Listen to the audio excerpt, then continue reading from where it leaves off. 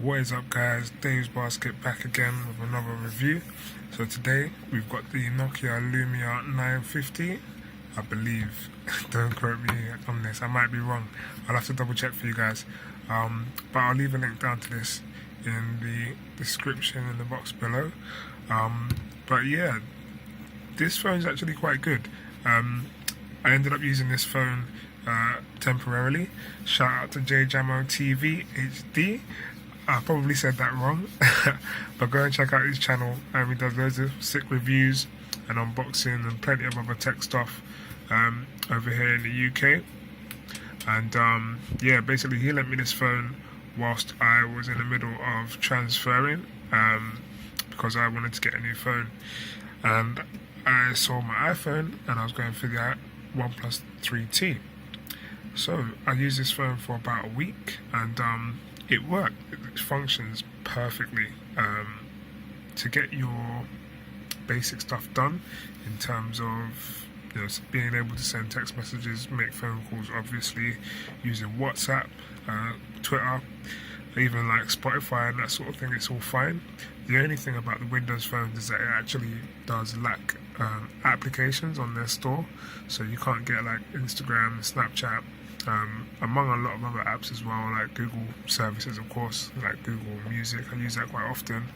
Amazon, eBay, PayPal, banking apps. Those are the sort of like your daily drivers in terms of apps that you might have on your phone.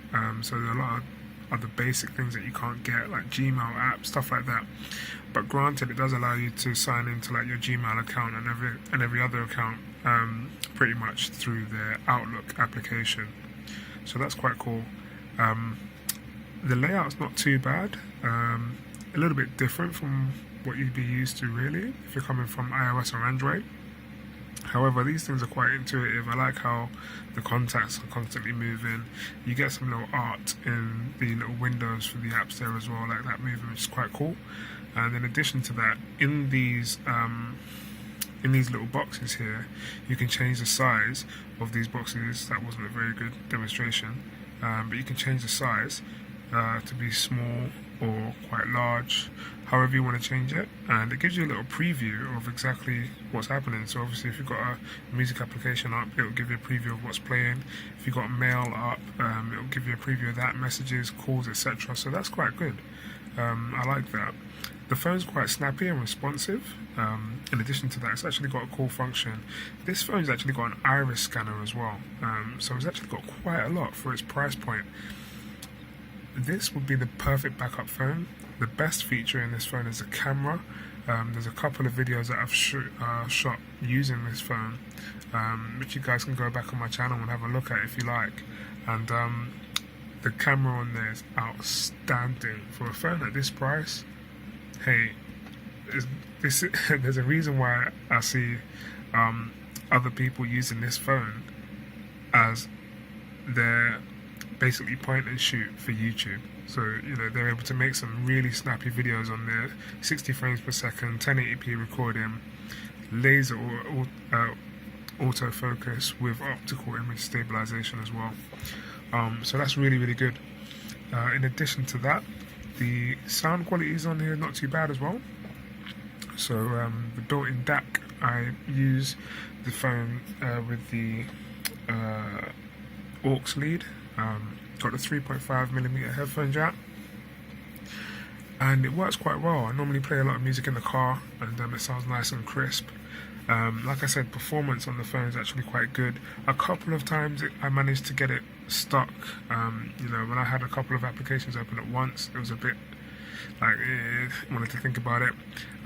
When it came to having to use certain things like eBay, I had to go onto the Microsoft Edge and then go onto the website, and by default it uses Bing as a search engine. I probably could have changed the default, but I had to then click on Google. The internet ran a little bit slow, but I'm not expecting miracles here. The good thing in the phone as well, it also does support memory cards, so you can actually boost the memory on there. Not that you probably want to watch anything on there anyway, but the screen's quite nice. And lastly, when you are using the phone, like when you go into WhatsApp and stuff like that, the background's actually black just by default. So the majority of things you're clicking there. Let me see if I can go to settings just to show you guys what I'm talking about. Wrong one. So yeah, you can see the background is actually black, and I believe it's customizable, but that's quite nice, a nice feature. I like that. And the phone just actually looks quite nice. I've got a lot of people looking like, oh, what phone is that? What does that do, sort of thing. So it's also got one-handed gesture here, so you can use the phone similar to a function on the iPhone, which is quite cool as well. So they've thought about that. Not that the phone's too large anyway. And then you've got your multitasking by holding that down and then just scrolling through the different apps and stuff on there as well, which is quite cool. So yeah, I mean, to be honest, at its price point, this is a fantastic phone. I will definitely have this phone as my backup phone. Your go-to. It will do the job, 100% do the job. So you know, I'm happy with that. You can also get like these third-party accessories. This particular one's from Orki, and you may or may not have heard of the, I don't even know what the function is called anymore, but basically you can plug this in straight to USB-C into the bottom of the phone, and then this device here has got USB 3 on there for file transferring. You can plug like your external hard drive in there if you want to use like I'll get to that in a minute, HDMI and USB-C, and some more USB 3s on the other side there. So that's actually quite a lot. I don't know how much this costs, but I'll find out and I'll be able to put a link in the description below for you. But essentially you can plug this into this device here, and then this device through the HDMI can be plugged into an external monitor. And the phone, it's also got that ambient display, which I love. It's always on, which is good. But the phone will then turn into a Windows desktop, or a mobile version of Windows Desktop, similar to a function new in the Galaxy S8. So you can use a phone as basically like a computer. You can plug a mouse into this, or have a wireless mouse and keyboard, and have a fully fledged like Windows running as close to Windows 10 to get your basic stuff done, like you know, Word documentation and Excel, stuff like that, all done on the phone. So essentially you're carrying around with your mini computer on the go, which is fantastic. But guys, that about wraps it up. Thanks for watching. If you do want to see more, please hit that subscribe button, drop me some comments down below, and yeah, stay tuned to find some more reviews and phones and potential unboxings as well. We've got a nice ONEPLUS to go through. So sweet, thanks for watching guys, take it easy.